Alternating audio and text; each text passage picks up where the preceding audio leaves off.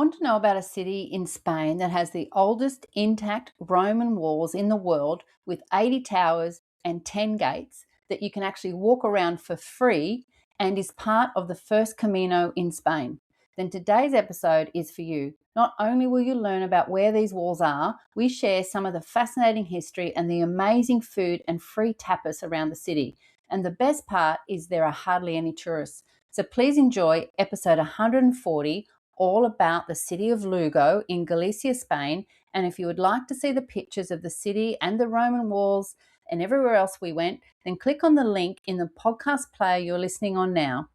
Please enjoy episode 140. Good morning, Lyle. How are you today? Buenos dias, Leonita. As I mentioned in the intro, we are off to Lugo. Now, not many people have heard of Lugo, and we were there for 2 nights simply to see the Roman walls was what we wanted to see. But there were so many other things that we found that we loved. So we're going to tell you all about Lugo today. So where will we start? We probably should tell people where we arrived. We arrived by bus. We did. Now, we got a bus from A Coruña to Lugo.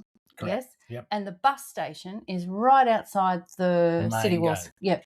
And really easy. Basically, cross the road and you're inside the city walls.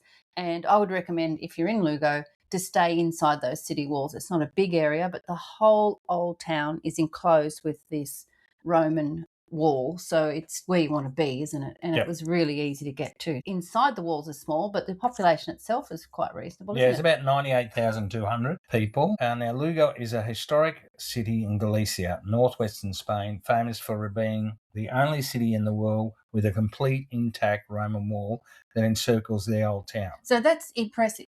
The only city in the world that encircles, that is completely intact.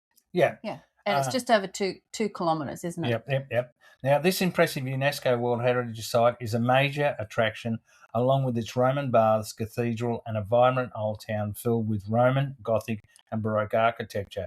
It is also a starting point for some of the pilgrimage routes to Santiago de Compostela. I didn't realise that was the point either. Yeah. Now, Lugo is situated inland in the province of Galicia along the banks of the Minho River. Now, we went down there basically to have a look as soon as we got there. And it was down too. It was It was down. It was down, all right. It was quite steep, wasn't it, getting down there. Easy to find. And we actually did follow a couple of the Camino markers on the way. And you remember we had to go under a bridge? Oh, I do. And as we were going under that bridge, there was some people doing the Camino on horseback. Correct. Yeah. And when we got down to the Minho River, beautiful Roman bridge there, quite wide and lush, beautiful trees hanging over the river, very picturesque down there. Yeah, and at the edge of the bridge on the town side, there was a couple of little restaurants there. Yeah. And it looked absolutely stunning. Yeah, and then we had to walk back up to the city, though, didn't we? That was a bit of an issue, but we did make it. We had a couple of rests, but it was talking about those the two pilgrims on a horseback. They had to duck. They were sort of right on the neck and the back of their horses. It looked quite strange. It did. But it was different. It was wasn't it? It was. I really enjoyed that walk. Now, a brief history of Lugo. That'd be great. Founded by the Romans between 26 and 12 BC, Lugo was originally named Lucius Augusti. It served as an important administration centre and a key point of Roman roads, profiting from regional mineral resources. The impressive Roman walls were constructed between 263 and 276 AD in response to a period of invasion. It gained fame as a pilgrimage destination because its cathedral was granted a special privilege to publicly display a consecrated host for 20 hours per day. The second day, we decided to organise a local tour guide. We did find a lady who could do a bit of a walking tour with us. But it was hard to find someone. There was no group tours. I don't know if that was because it was such short notice that we decided to do it or not. Maybe that was the case. But I'll put a link to the tour that we did in the show notes. So this is episode 140. Yeah. All about Lugo. And all these things we're talking about, once again, there'll be photos of the walls, of the bridge, of the river, the tapas, of all the historic stuff that we saw. It was It was a really beautiful little city. So go and check out those photos, episode 140. So yes, we met this lady. She actually came to our hotel and met us. That's right. Yeah, That's right. she That's did. right. Now I remember. Yep. And she had lots and lots of information which you just were devouring. She was very knowledgeable about the history of the area, wasn't she? Yeah, but I remember it was very cold. It was freezing. It was freezing cold, so I didn't take everything in. So luckily we ran into her the next day, just walking around the old town, and you said, "Oh, by the way," I had to clarify a few things. I just couldn't get my head around. But anyway, so as Leanne said, she met us in our hotel, met us outside the hotel. And do you remember where she took us? To a shoe shop. Yes, I do. I do remember. Yeah. So our first stop is where Roman baths and a Roman house with mosaic displays with the ruins accessed via a shoe shop. Yeah. The entrance to the Roman house with mosaics is next to the shoe shop on the Plaza de Santa Maria, where you can see the mosaic floor and other ruins for free. So they've actually got like a perplex, I guess it is, like see-through over the top of this, which is in the shop. So you have to go up the shop stairs to the shoe shop, and it's all laid out there, isn't it? It's very cool. Very cool. Yeah, and then not far from them, she took us to where the directional signs were for the Camino. I've forgotten about that. Yeah. The Camino Primitivo is the original Camino that started in Spain, didn't it? Yeah. Yeah, and it started here in Lugo, and it's 100 kilometres to Santiago. Yeah, so pilgrims following the Camino Santiago must leave the city via the oldest gate, Porta Minya, to start the last leg of the Santiago de Compostela. Lugo is the key starting point for the Camino Primitivo, the oldest route. Lugo was historically on the original pilgrimage route, and the city's rich history, including its Roman origins, provides a meaningful start. It is the path of King Alfonso II, Asturias, historic journey in the 9th century. He is considered the first pilgrim after the discovery of the tomb of St. James, and the route he took passed through Lugo. Look for the yellow directional signs, often featuring a blue scallop shell pointing the way to Santiago.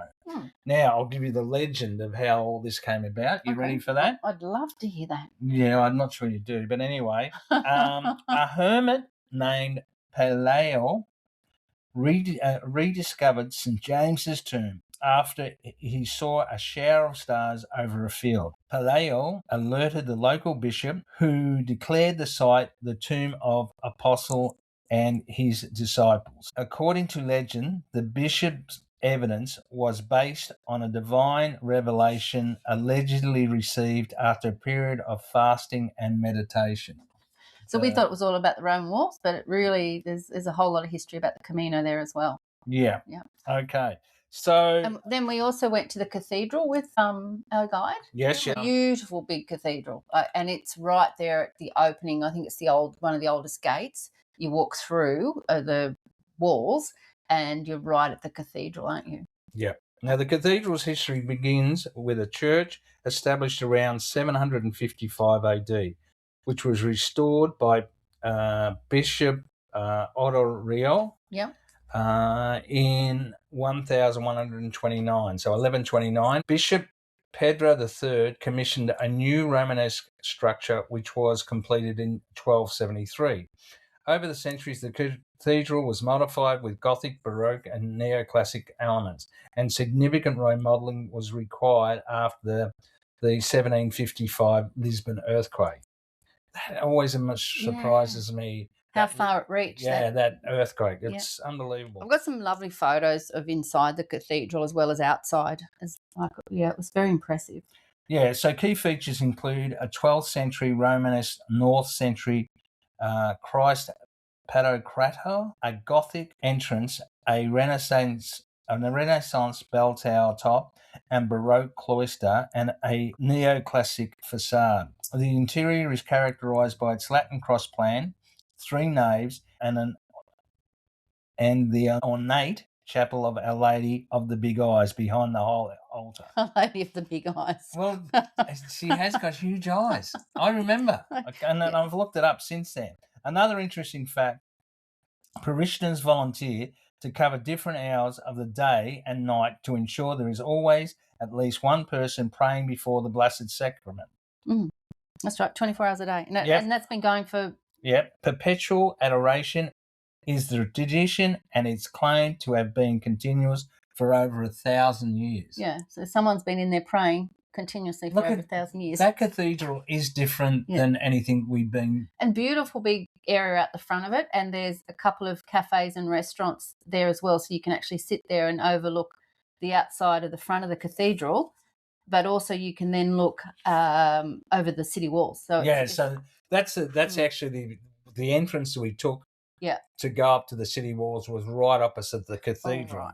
On our walking tour, we also went through Plaza Mayor. Actually, when we first got to town, our room wasn't ready, so we took our luggage to our hotel, which is right in the centre of the old town, and we went and sat at one of the many cafes, restaurants that's line Plaza Mayor, and it is a beautiful plaza. It's full of pretty flowers, shady trees, the beautiful town hall, and some really historic statues, and it was a very pleasant place to sit, wasn't it? Yeah. The city hall was built in the 18th century, right? And it is stunning. It's even more stunning at night. Yeah, and it's got that clock tower. Remember? Yeah, but the clock doesn't work. No, remember? Yeah. And there's the main statue is of the city's founders, which were Polo, Fabio, Maximo, and Augustus. And so there's two full-size Roman legionnaires or generals,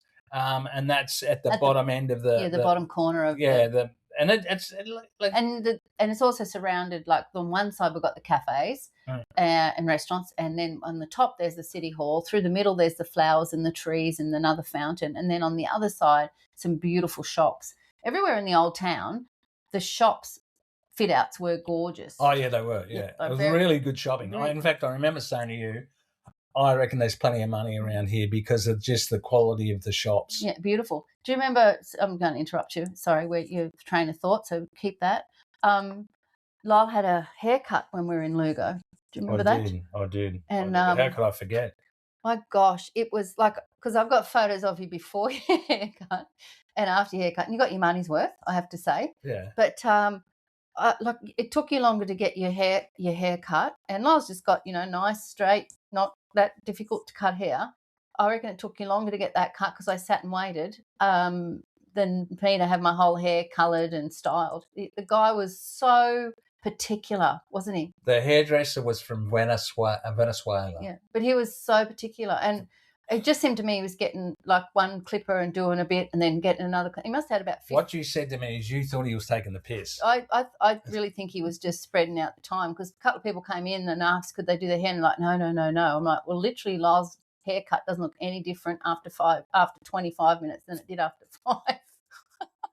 I agree. Anyway, but it was fun, wasn't it? Like that was getting, and that was a nice spot to. Can we go back to the wall now? Sorry, the wall. Oh no, what about we've done Plaza Mayor. What about the convent? Do you want to tell about Okay, well basically something else we saw on our walking tour. Yeah, there's two convents. Yeah, I was going to say there's a couple of convents, and our hotel rooftop bar overlooked one of them. Yes, that's right correct. out the front of the hotel. What was the name of our hotel? I'm going to put that in our Nunes. Yeah, Nunes.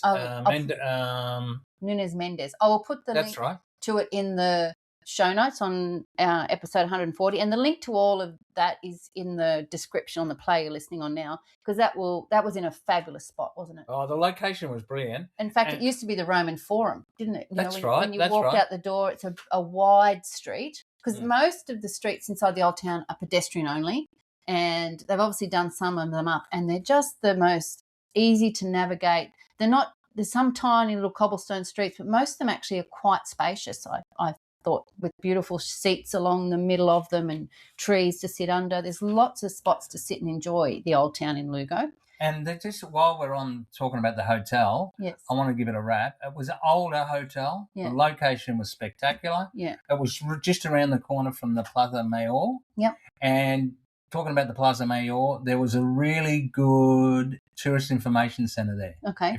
I remember I went up and they were so friendly. That was in the town hall?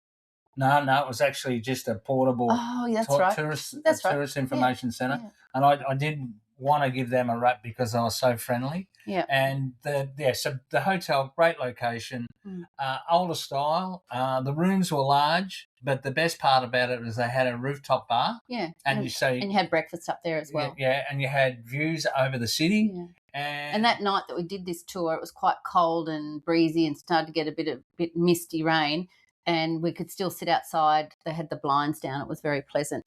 But also on the walking tour, we didn't go to it, but our guide told us about the Mikado, and that's right, yeah. And she suggested we go there because it's quite unique. It's double story, and on the top floor they've got like your normal market stalls, like your fresh seafood and with all the octopus and the fresh vegetables. So the merchants selling that. But then once a week they let local people bring their own produce and just set up a market stall on the bottom floor. So say Nana likes to grow all a lettuce or a tomatoes, so she just brings all those in and sets them on the table, and they're really reasonably priced, and they're just so fresh because they've been grown organically in their gardens. I don't think we've ever seen that anywhere else. It's pretty cool. It was very, very unique. Yeah. But we did land. You mentioned about the convents. Yes. There was two. Next was the convents of Augustinians and the former convent of San Francisco. The convent of the Augustinians was originally a monastery of Dominicans before being occupied by the Recollects in 1844. Now, the Recollects were basically a much stricter order. Okay. It is now the home of the Cultural Centre, which focuses on contemporary art. The former convent of San Francisco, this church is an example of medieval Medican architecture. The Augustinian Recollects sought a stricter, more contemplative life, founded in Spain, and became an independent order in 1912. Now, when they say about the San Francisco convent, basically it was, again, very conservative, so it wasn't Baroque or Gothic. They were very determined to live in poverty, basically. So it was a really cold but interesting walking tour, wasn't it? I'm glad we did it because there was a lot of information that she gave us. And one of the things she told us, which we would not have known, was the best entrance to get up on the wall to walk around it. Yeah. And also which direction to go, right? Yep. And I might point out at this stage, the Roman walls is just over 2 kilometres long, right? Yep. And you can walk the whole way around. Obviously, it's not as high as what it used to be, but it is from about 4.5 to 7 meters wide in places, so it's very easy to navigate your way around. And if you enter from in front of the cathedral and go anti-clockwise, you won't be heading up to too many sort of rises. It's quite flat, and then on the end you're actually heading sort of downhill a little bit. But on the way to your left as you're going anti-clockwise, you can see the whole inside the walls, which is the old town, and all the streets and the restaurants and the shops. And then on the other side is the more modern city that you can see, yeah? And so it's sort of divides the whole city. It's pretty impressive. And it's up to sort of 12 meters high. You've got to go and check the photos out, episode 140, because it has all the original, there's round towers and there's square towers, but there's like 80 of them or something. Yeah, there's 60 circular and 11 square. Okay. And then there's 10 gates. Correct. To get in, and most of those are quite ornamental as well and decorative, aren't they? Yeah. And so it's an incredible walk. And the other thing I didn't mention, but I think this is one of the most important things that we could not believe, it is free. Yeah. No charge to walk these walls. Nothing. Yeah. Nada. Zero. Yeah. And now originally there were 2 more stories, a 5-meter deep moat, which was 25 meters wide. Yeah. So that was originally. But look, the whole town. The thing that really stared to me is, now I reflect on it, they were so proud of their Roman heritage. Sure. Well, it was very much about their Roman deal.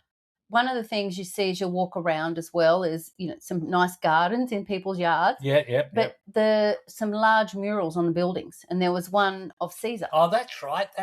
Yeah, and I've got a couple of photos of those in the show notes as well, because they were massive and very impressive. I was really blown away by that. I wasn't expecting that, actually.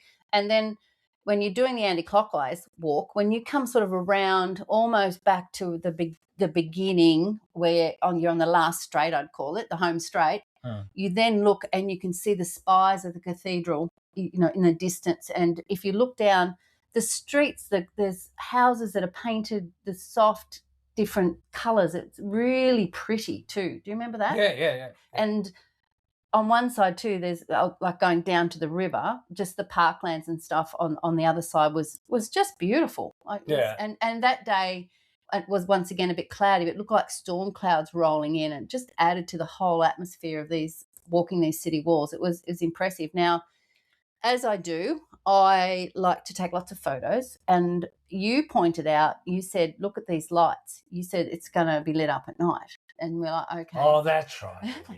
I'm like, well, I have to get some photos of it at night. And I have to say, it didn't get dark in Lugo till about 11 p.m. That's right.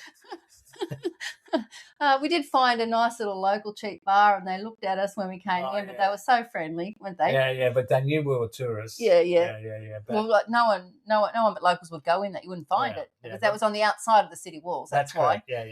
But we waited, and then I was so pleased we did, because it was truly spectacular. It's hard to capture, but those great big round towers covered in moss with the light shining from the ground up, they just looked spectacular, didn't they? It was incredible. And then the long part of the wall, the straight part with, once again, the lights and the little ferns and moss growing. Oh, it was, very atmospheric. I really enjoyed that. There was one other plaza that I want to mention. Oh, okay. And it's not far from the Plaza Mayor. Yep. It was the Plaza de Santo Domingo. Right. And pretty much adjacent to our hotel. Yes, okay. And the hotel was Mendez Nunes. Thank you. This plaza, which featured the Eagle Obelisk, also known as the Bimellario Monument, a bronze sculpture of an eagle that commemorates the 2000th anniversary of the city's founding by the Romans. There you Again, go. another monument all about how proud they are to be from Roman descent. So as I said, we only had 2 nights there, so 1 full day. But we did have 2 nights. And what did we do on those 2 nights, Lyle? We ate. We did. It was an amazing little tapas area. When we stayed in a city a couple of years ago in Zaragoza, there's a place there called El Tubo, which is like lots of little streets full of tapas. It reminded me of that. And you could hear it before you could see it. And it's obviously where all the locals go. And they've got all the tables outside. You can go inside the restaurants as well, but they're really big on their tapas bars. And sometimes they have free tapas as well. So you just order a drink first and see what you get. But their speciality in all over in Galicia, but particularly in Lugo, is the octopus, isn't it? And yes. We had octopus stew, and I'm gagging saying that out loud. There's 2 main streets, right, where the tapas bars are. There's Calle de la Cruz. Right. And we went to, this is where we had the octopus and prawn stew. This was in La Cosechera. Mm-hmm. Yeah, La Cosechera. So it's Cosechera, 1977. And we had prawn skewers. Then we had some beautiful scallops. The food was outstanding. It was outstanding. And that was another surprise. We were literally going there to walk the walls and on a stop to somewhere else. And I would go back to Lugo for the food alone. Yeah, well, what Leanne's talking about is the octopus, and we did try it. And it really was almost like sizzling garlic prawns to a degree. But it's just the texture of the... You know what? It's the tentacles with the suction things on them that I couldn't come at. Yeah. You know? And I got to be truthful. I'm a sook too. That's what got me. I just couldn't come at it. But the other side of it too, we didn't need to order that because both the prawn skewers and the scallops were beautiful, and that really they filled us up. And then we found a place that specialised in jamon, and we went there twice because That was in Plaza do Campo, Mhm. and it was literally surrounded. There was a fountain in the middle, and it was surrounded totally by restaurants and people out in the streets. It was beautiful spot. And that fountain obviously is serviced by the old aqueduct. Yeah, okay. Actually, our tour guide told us about that as well. But yeah, the place that we went to was Adega. So that was Adega. Great tapas, and everywhere you go there, that was the guy who was sort of working on his own. He wasn't very happy, but he did a great job. Yeah, but it was basically specializing in local cheeses and jamon. So and everywhere you go, there is free tapas in Lugo. So and they have the nice Albarino wine, which is what we like in that area as well. So we were pretty happy. That's true. Yeah. And so that was the first night we had dinner first, and then we were just walking around, and so we found that Adega. And that was great. And so we went back there the next night. So we went back there the next night. But across just to try it, the jamon was absolutely beautiful. But then we decided that we needed something else to eat, so we went Japanese. Well, that was almost across the plaza from where we were. Well, the name of the street is Rua do Minho. Okay, and there were just people piling into that place. It is called the Shibuya Urban Sushi Bar. Right. And we had gyozas, we had crab boa, and curry udon. It was reasonably priced, and the food was spectacular. Yeah, and that's why really good. Yeah, and it's quite a young town too, isn't it? Yeah. Is there a university there? There is. Right, it is a university. Yeah, so that's why you generally find that they've got really well-priced restaurants and lots of young people around. There was a restaurant that our guide did say was probably the best in Lugo. Yeah, I do remember that. Yeah, I've got a photo of that because it looks so pretty at night with the awnings out and that sort of thing. But we could have had another few nights just to eat there. I'm not sure what you'd do through the day. Probably do some day trips to other places. Yeah, it's only tiny. Like apparently there's some wineries around. Yeah, the area within the walls is only 34 hectares. Yeah, okay. So it's not a huge place. But if you're looking for someone to go traditional Galicia, Spain, Lugo's your town. Well, which isn't it's not overtaken with tourists. It's not expensive. It's actually hard to find another tourist. I think a lot of locals come there for some day trips from, say, Santiago, or people who are on their way on the Camino. I think that's why they've got the tourist information centre there, because people do sort of come through that way. But it's certainly not a big touristy area. But I just couldn't believe that most people don't even know about those Roman walls. Like, it's pretty impressive, isn't it? Yeah. And just the fact that they were obviously so proud of their Roman heritage. Like, it was, it's certainly a unique experience to go there. Now, as I said, we arrived on the bus, which is right outside the city walls, but we were to leave on the train. Correct. And so the train station from the old town is maybe 3 blocks, maybe a fraction more, but it's all downhill. It's all downhill, yeah. So when you're leaving and you've got your suitcase, that's fine. It's probably not far enough to get a taxi, basically. But if you're arriving by train, you're going to have to walk up a hill or get the local bus or get a taxi, because it's quite a steep hill. Yeah. Because obviously the Roman walls at the old town sits on top of the hill in the city. At the stage that we were there was no trains running. They were doing the trains up. We got the train station. Yeah, the train station up, and they're bringing through the fast train to be more efficient there. So maybe by the time you listen to this podcast, it might be functioning again. But they're running trains, basically. No, sorry, buses. So you just, instead of the train, same timetable, they pick you up. And actually it was pretty good, because the next town we went to, they dropped us straight at the train station, which is very close to where we wanted to be as well. So, so nothing's too far in Lugo. Lots of nice food. You got to walk the city walls, check out the murals, check out the shopping. Like, it was there was like, it seemed like precincts of shopping. Like, there was like a whole bunch of clothes shops Yeah. and shoe shops in one street, and then obviously, the street with all the restaurants and cafes. And Well, that was only one area. Like, if you remember when we first got there and we went through the side gate to get through, yeah, there was more restaurants and cafes that's right. up that way, and even around where you had your hair cut. So we didn't even get up there to explore food options, did we? And as we said, limited tourists. Yeah. But all the restaurants and cafes at night were full. Yeah. So obviously the It was locals, such a good atmosphere, wasn't it? yeah, the locals, they love their food, and rightly so. So as I said, this is episode 140. So check out the link in the description on the player you're listening on, and you can click it and have a look at the photos. As I said, I've got photos of the wall in the daytime, walking around the wall at the daytime, wall at nighttime, the cathedral, down to the Camino, the Minho River, like it was, and the food. I did get some of the nighttime atmosphere and the Plaza Mayor and some of the shops. So if you've never heard of Lugo, go and check it out. If you haven't ever thought to go there, I'd put it on my list for sure, wouldn't you? Yeah. Yeah. All right. Well, thank you for joining me again today, Lyle. Where was your favourite place to have a glass of wine? I'm saying the rooftop bar. Oh, where we stayed? Yeah. All right. Mine would be the tapas bar where we had the jamon. Oh, yeah, that was pretty cool. Yeah, it was a really, the decor was really authentic, and it was just cutting the jamon as you wanted it, and you had just the local wine, and I love that jamon. You do.